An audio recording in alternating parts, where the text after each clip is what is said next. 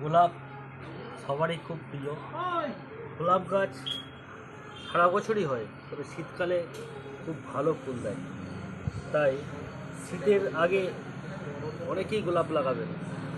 আমরা এই জন্যে একটু আগে থেকে কীভাবে গোলাপ গাছকে লাগাতে হয়, কীভাবে বসাতে হয়, সেইটা আমি আজকে হাতে কলমে আপনাদেরকে করে রাখবো। প্রথমে আমি এটাকে ছোটো পটে দেবেন, 6 ইঞ্চি পটে। তারপরে যখন একটু বড় হয়ে যাবে, তারপরে 8 ইঞ্চি, 10 ইঞ্চি, 12 ইঞ্চি পর্যন্ত পটে চেঞ্জ করতে হবে। যতবার রিপোর্ট করবেন তত ভালো গাছের গ্রোথ হবে, গাছ সুন্দরভাবে বেড়ে যাবে।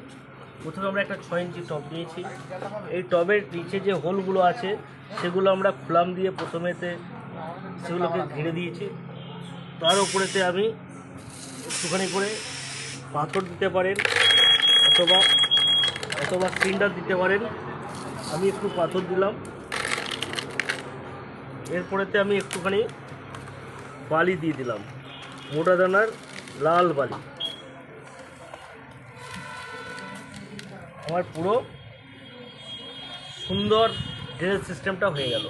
কারণ ড্রেনেজ সিস্টেমটা সবার আগে জরুরি, কারণ জল যেন টবে না দাঁড়ায়, জলটাকে পুরো ক্লিয়ার হয়ে যেতে হবে।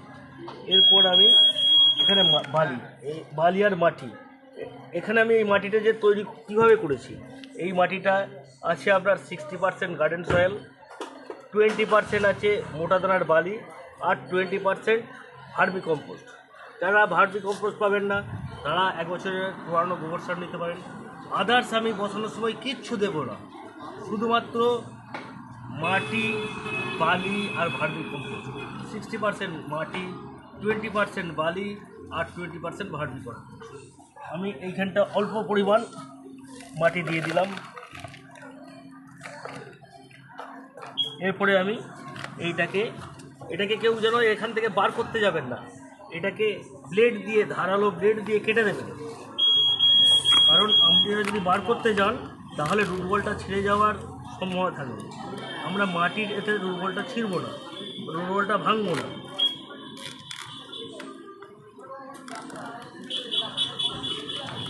দেখেন আমরা এটাকে বার করে নিলাম, যদি এটাকে পুষের এতে আসতো, যদি পুষের হতো তাহলে আমি এটাকে সবগুলোই বার করে দিতাম, দিয়ে আমি এটাকে রুটটা বার করে দিতাম। কিন্তু যেহেতু এটা মাটিতে এসেছে, এই রুটবলটাকে আমি ভেঙে দেবো না। আমি এটাকে একটু হালকা করে ছাড়িয়ে দিতে পারি, ওপরের এই মাটিগুলোকে একটু আমি হালকা করে দিতে পারি। কিন্তু আমি রুটে মোটেই হাত দেবো না, রুটবলে আমি হাত দেবো না। তারপরে আমি এটাকে যদি আর একটু মাটি খাবে তলায়, আমি দেখে নিলাম।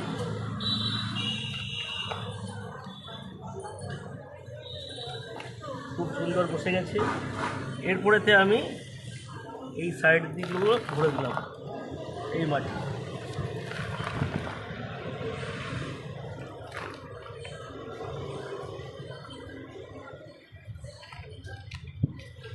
আমরা এই মাটিটা এইখানে যে গ্রাফটিং আছে, গ্রাফটিং রোডের নিচে পর্যন্ত দেবো। কখনোই এই গ্রাফটিংটাকে মাটির তলায় রাখবো না, কারণ এই গ্রাফটিংয়ের ওপর থেকেই সমস্ত ব্যাসালগুলো বের হয়। গ্রাফটিংয়ের নিচে থেকে যদি কোনো ব্যাসাল বের হয়, সেটা দেখবেন সেটা এলা ডাল, এই ডালে ফুল হবে না, 7 পাতার ডাল। এই গ্রাফটিং নোটের নিচে থেকে যে সমস্ত ডাল বের হবে সেগুলোকে অবশ্যই ভেঙে দেবেন। আর এরপর কাজ হচ্ছে আমাদের জল দিয়ে দেওয়া।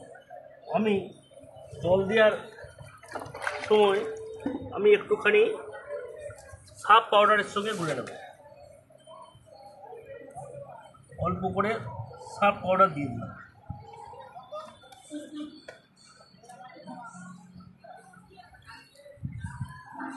এই সার্ফ পাউডার মিশ্রিত জলটা আমি এখানে দিয়ে দিলাম।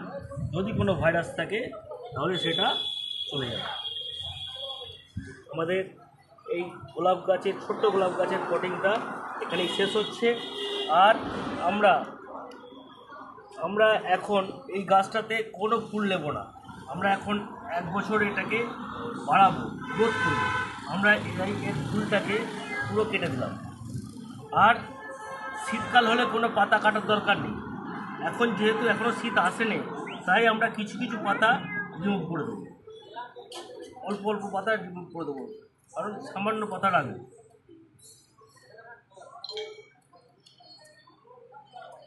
শীতকাল হলে তখন এই পাতা কাটার মোটেই দরকার নেই। এখন আমি কিছু পাতা হালকা করে দিলাম। এখানেই আমার কোডিং করা শেষ হলো। যদি আমার এই চ্যানেলটা আপনাদেরকে ভালো লাগে, যদি আমার গাছ বসানোটা ভালো লাগে, তাহলে চ্যানেলটাকে অবশ্যই সাবস্ক্রাইব করবেন। আমার চ্যানেল দি গার্ডেনিং ব্লুপ্রিন্ট সাবস্ক্রাইব করে পাশে থাকবেন। আর আমি যা কিছু ছাড়বো সবার আগে পাওয়ার জন্য বেলটা অন করে রাখবেন। আপনাদের সুস্থতা এবং ভালো থাকা কামনা করে আমি ভিডিওটা শেষ করছি।